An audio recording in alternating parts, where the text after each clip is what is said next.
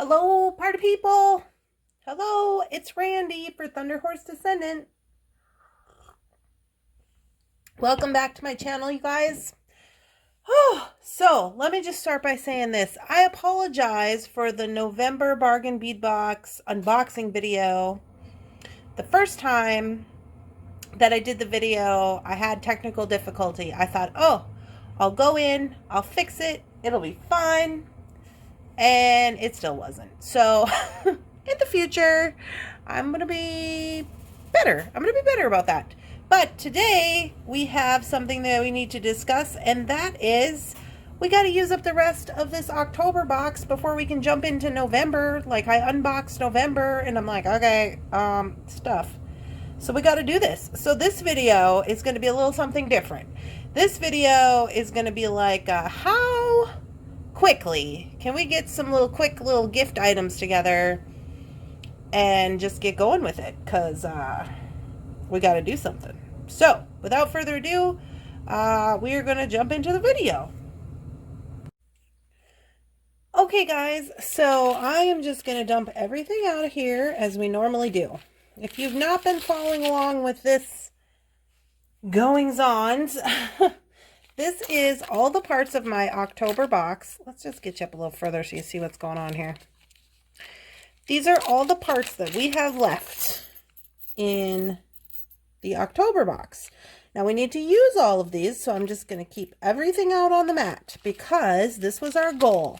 Our goal was to use all these parts and pieces, and I want to do that before we jump into November. Now, I don't know if this is a thing I'm going to do every time, but this is a thing that I'm going to do this time because I think that that's part of the challenge, you know?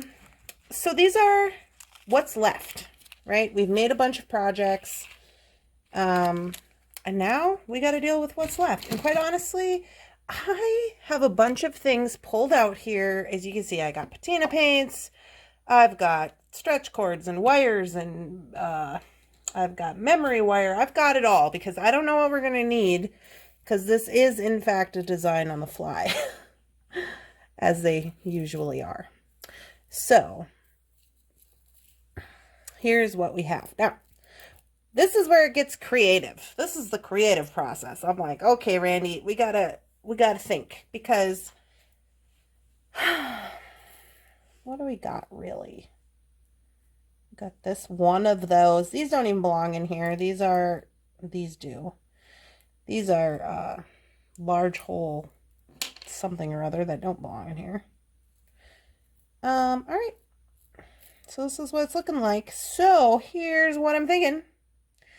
I have brought out all my stretchy cords, but we're going to do that after, because this to me is kind of like an after project when you have like bead soup and whatnot. It doesn't have to be, but for this particular situation, I think it is. Now we have 4 of these. So what I want to do here is I want to make, do I want to make a necklace? I could. I got some chain. I could. Yeah. All right. Let's see if we can get one more necklace out of this. You know, I'm a little scared though, because I'm like, well, will we have enough to do the necklace with a few strands? Maybe. Maybe. We could always do a bracelet. Definitely with matching earrings, so I'm going to put those aside. All right, let's see. No, bracelet? Bracelet. This should be this should be enough to do a necklace. Okay, so I'm just eyeballing this. I don't know if this is going to turn out, but what we're going to do is we're going to make a necklace, multi-strand right here. Maybe we'll just make it a little short one, so that just in case we don't have enough beads. So let's do that. Let me get you down closer. First of all, what we need to do, so we need to take these little parts and pieces. We're just gonna go like so. And we need to patina paint them because I want to. So here I have rust. These are all vintage Ranger patina paints, antique copper. and a little citrine to go with our kind of our little colorway we got going on here. So as you can see, this is my patina painting situation. This is not sorry about the noises. This is not like anybody can patina paint. If you need patina paint, you can go to Vintage website. You can go to Hobby Lobby website. Use yourself 40% off coupon. You can go to Taylor's Falls Bead Store. You can look on the, I've never looked on Ranger, but I assume they're on Ranger. These ones I got at Taylor's Falls Bead Store. And it's real easy if you've never done this. So these are, the reason I'm using these is because these are designed for metal paint. So first what I'm going to do is I'm just going to take a little water here. I'm just going to get a little water on my brush.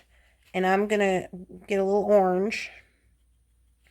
And I'm just going to, this is supposed to look kind of super wet and whatever.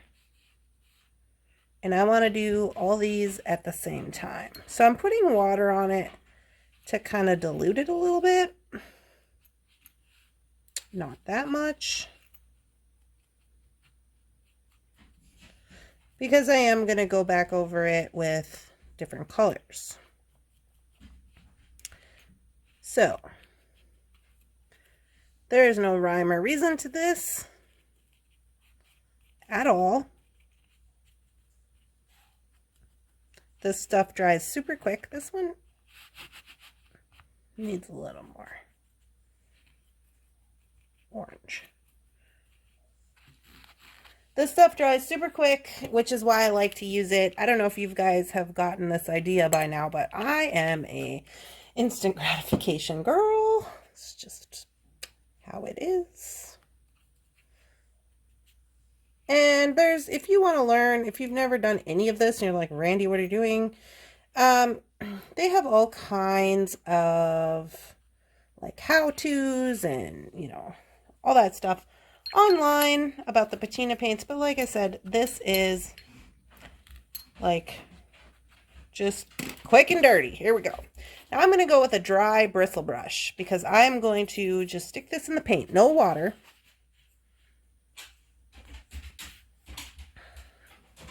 I hear puppy toes. And I'm going to go with the citrine. So dab it on there. Just get it all on the brush. And I'm just going to dab, dab. Dab, dab, dab. That one's still a little wet. And I'm just going to do that. Okay. And now I'm going to go with dry brushing of the bronzish color. And a little bit more again with the orange.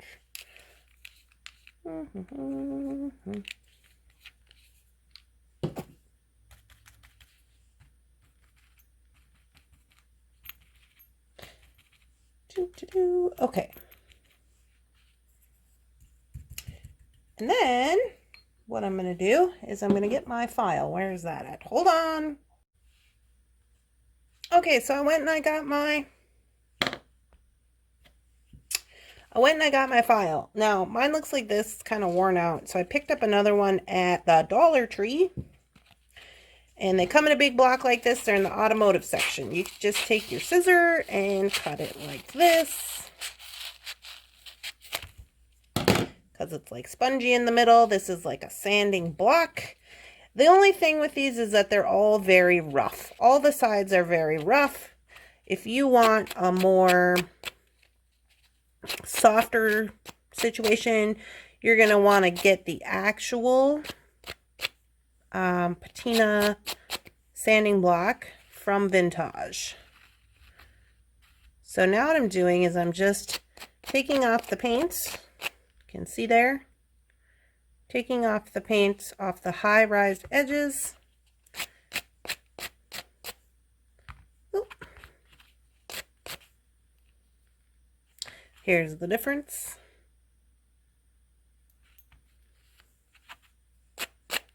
And to me, it kind of makes it your own, gives it a little character. you know, you can do whatever you want. You could have went with blue or green or whatever color you want to do. But I just wanted a little something different. All right. So now they all pretty much match. And we are going to use these one set for our earrings. So we'll put those to the side. And this set we're going to use as our connectors for this necklace. Now, you could go over and glaze over the top. I don't usually, but you could do the clear glaze. So now, in the interest of saving time, because like I said, we're going to time save in this video. I hit the camera and flipped it on accident with a piece of this wire. Okay, so we're going to do what? 3, 1, 2, 3, 4. At least 4. At least 4 strands on this necklace. Maybe 5. Depends on how we feel. But we're going to do at least 4. We should probably do 5, right? Let's do 5 because that's an odd number. All right, so right here, in the interest of saving time, I have these pre-made strands from Beadalong. These can be purchased on the Beadalong website. And they come like so. They're ready to go. Got your crimp on the other end. You do have to have the special Beadalong crimper to crimp these special ends here. But if you were doing this at home and you were not worried about time, you could go ahead and you could just use your regular setup with your horseshoes or whatever you use and just go from there. But in the interest of saving time in this video, I'm going to use these. And so here's what I'm going to do. I'm going to take my cutter. Where is my cutter? Do you ever just get over here and you're like, why is none of my stuff where it's supposed to be? Okay. So I'm going to take this cutter and I'm going to cut this whole business off the top. Okay. And then I'm going to get myself a oval jump ring because I am a firm believer in oval jump rings. And I want the smaller oval jump rings. Okay, I got the smaller oval jump rings. And first things first, we are going to, I mean, you don't have to do this. You could do it however you want. But I'm just going to show you how. I just pop this right in there. And then we're also going to put it on the clasp. So let's see. 1, 2, 3, 4, 5, 6, 7. I think we should start in the middle. Okay. So we're going to start in the middle.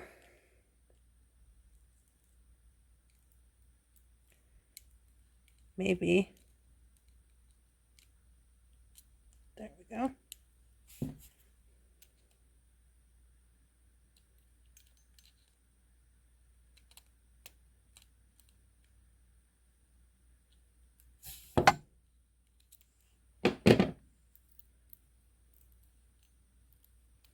Okay, I'm going to turn this so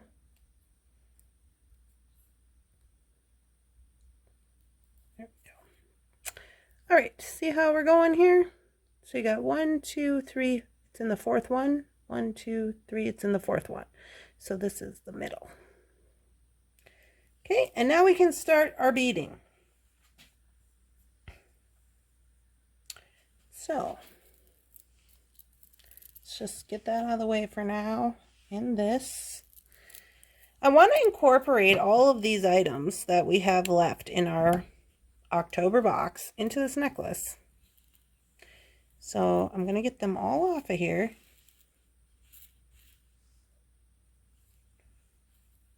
And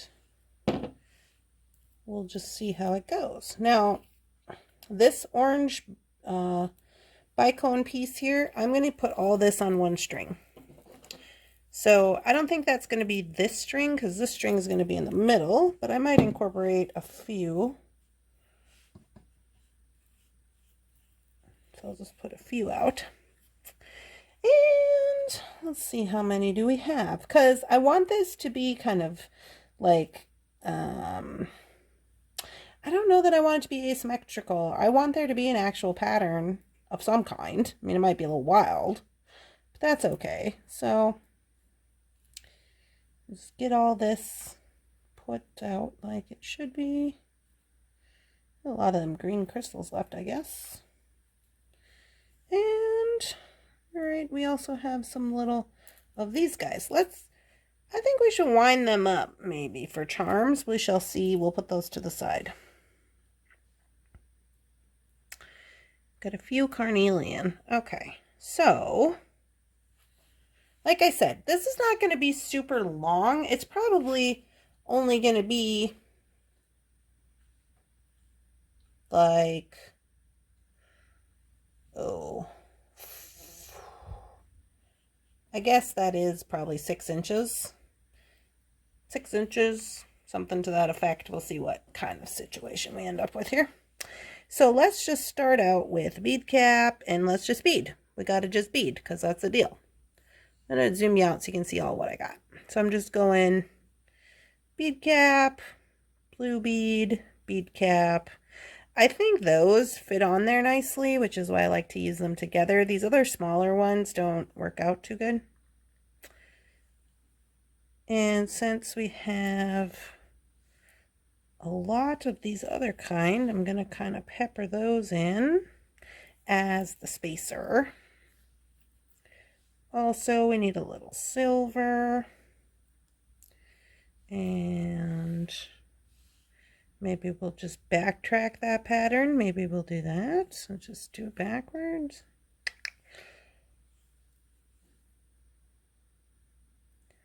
So just beading it up.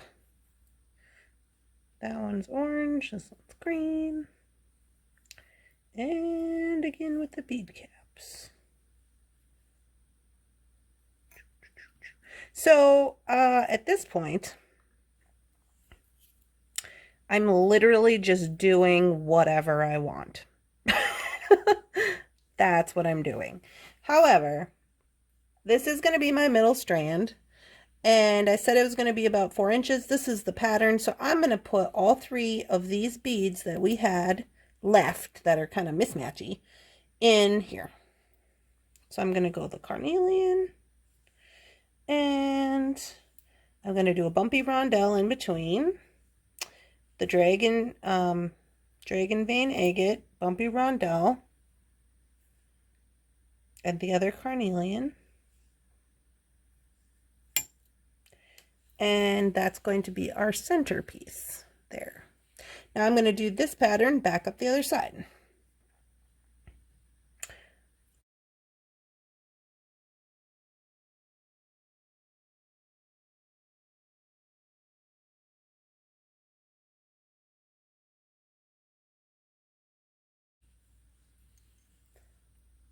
Put this on the other side of this guy right here.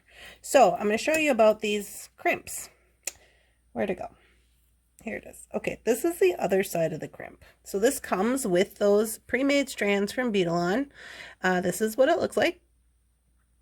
And so we're going to put it on there. Now it can be kind of finicky because you got to give this little wire just a little bend like so.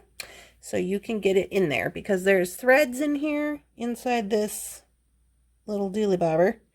And sometimes it likes to be silly. But not that time. Comes right out the top. You pull it down. And you want to crimp it where you want it to go. Now I suggest that you fold this over to make sure that all your beads got enough moving room and all that. Because you don't want it to be super tight where they can't even move. So this looks good. Got a little space. I'm going to get you down there. I'm going to show you how I crimp this. So what I'm going to do is I'm going to take this So I just have this pocket one I ordered from them because I don't use these a whole lot and I didn't feel like I needed the whole big tool. So basically all you do is you put it in here and crimp. So you get it where you want it, make sure it's in there, and you're going to start at the top and you're going to crimp it. There's little teeth inside this thing, inside the actual tube, that grab onto the wire, and they kind of go like this. So you don't have to, it's not going to go anywhere, you know, like it's pretty secure. And that's the quick and easy technique. Then you just go in, flush cut this little guy off of there. So when you're in a pinch, if you're ever in a pinch, you can always use that. And then we'll just go on again with putting on. Oops. Then we just go on again with putting on this other side. So I'm going to put on this other side and I'm going to get the next side ready, and then I will come back to you guys because we're going to do this 4 times and you know, I don't want to bore you to death. So I'll come back when we're ready to strand up the next string. All right, and we're ready to go again. I've attached this one to the top. After I got to looking at this, I thought, oh, I don't know if we can do 5. We might only be doing 3. We'll see. Who knows? I do know I want to make this one not as long as this middle one. So I'm going to use my beads that I have maybe less of, which is looking like I'm going to go here with the silver and the green, or I'm sorry, the blue and the green. So I'm just again going to start with a bead cap. And I'm just going to start going and see what we come up with.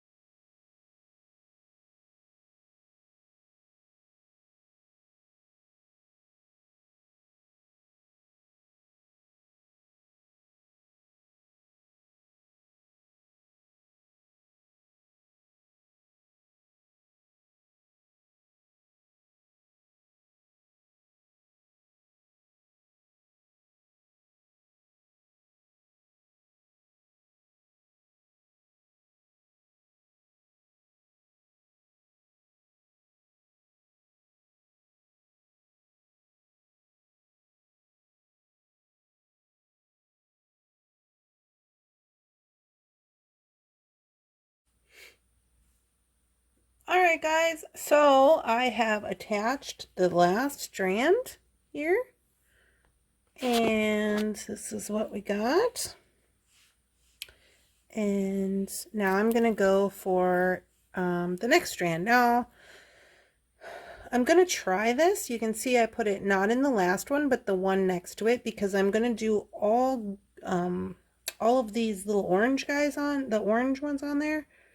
And then I'm going to go with all silver. So I'm going to do mostly probably orange and silver on this one. These guys. And then all silver hopefully on the bottom strand. If that doesn't work out, I will probably just use the all silver strand because I like the look of the metal, but we shall see.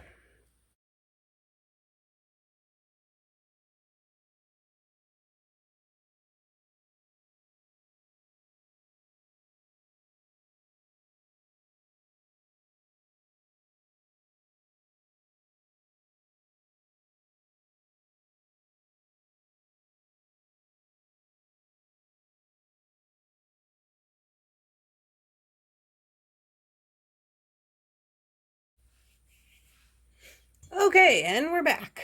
So I got that one connected.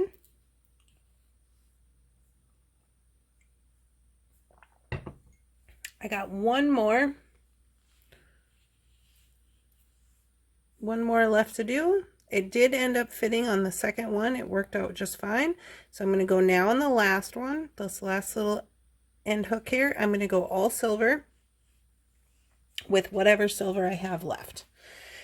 So here I go.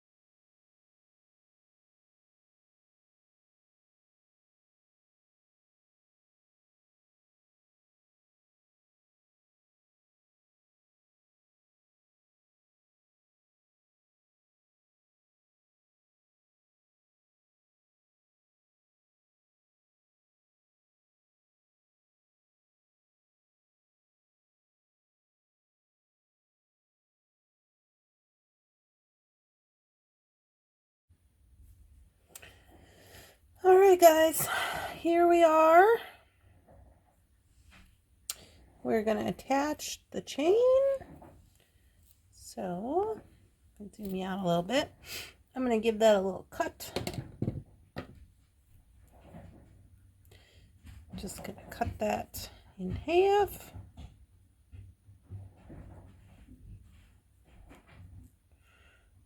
Let's see. Okay.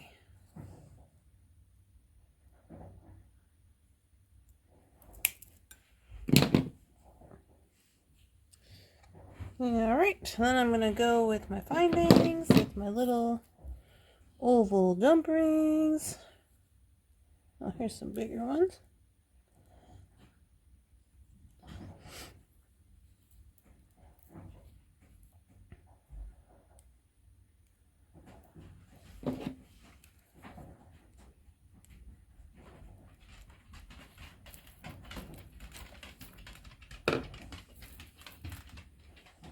Okay, there's one side.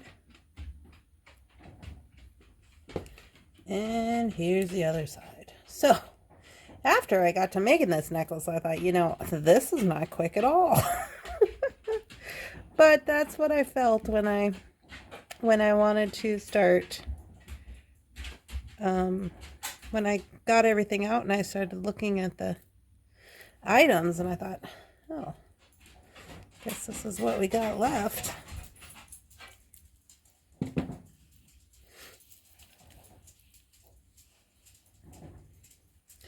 I'll put a little silver lobster on there.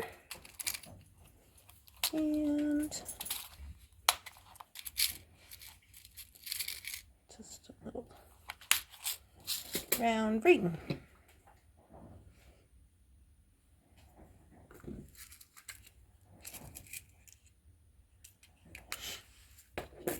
And then this guy will be finished up.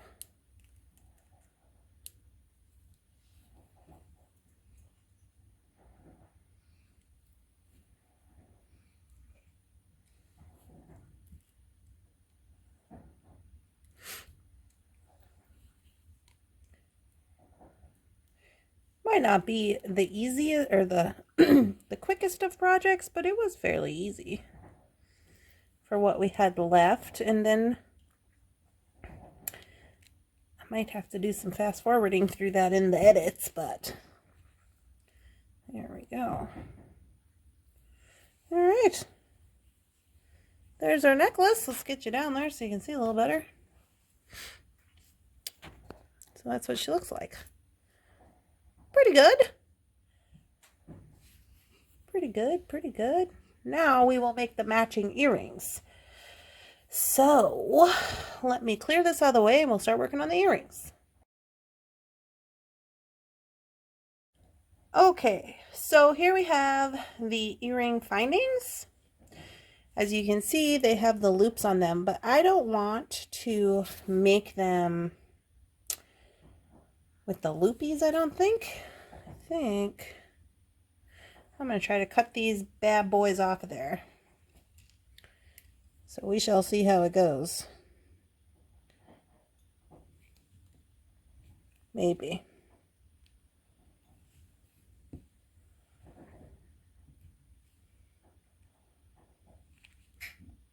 Maybe.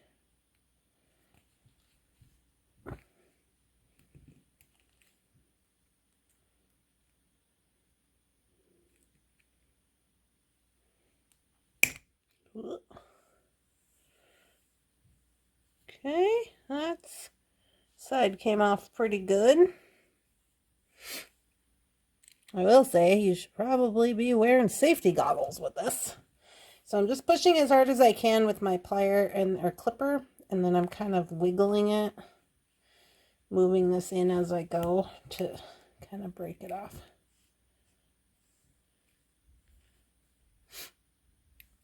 And I am going to go in and file it.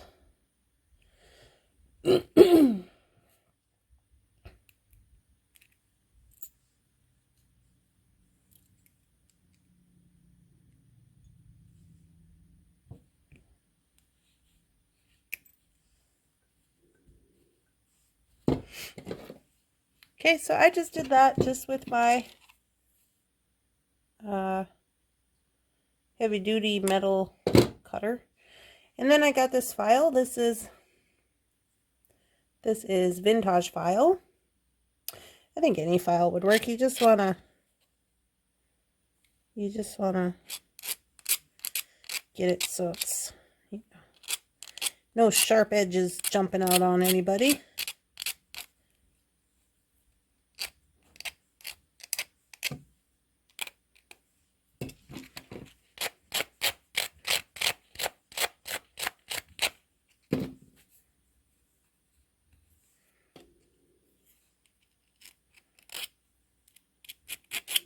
Pretty good. And the other side. So I'm only filing one way because I don't want to make whatever is sharp on there more pointy. You know what I mean? So, and then with this guy, I'm kind of going down.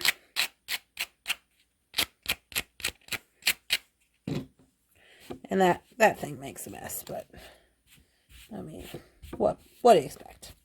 All right, they look pretty good. Now, just gonna pull those loops off of there. See, now this is where if you had those little round files, this would be good for that. But I'm just going to use what I got here and just try to get that file down.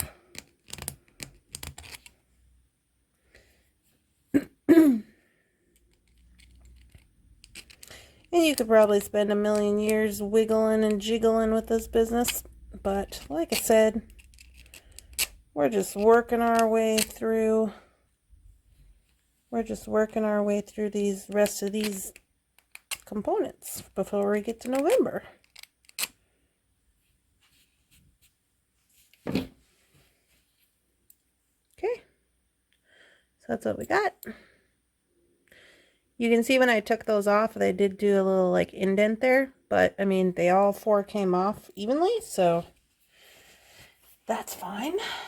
Let me just put a easy peasy ear wire on there.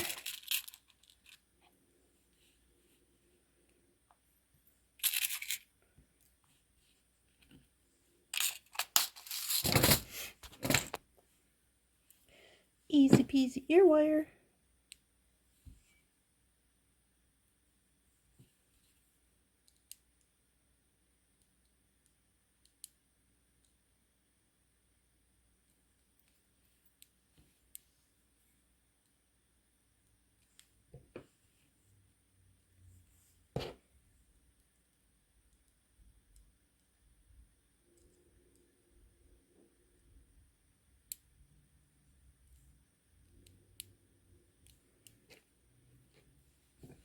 Okay, so that is one set. one set out of what we had left. And I will take some photos of this and put them at the end.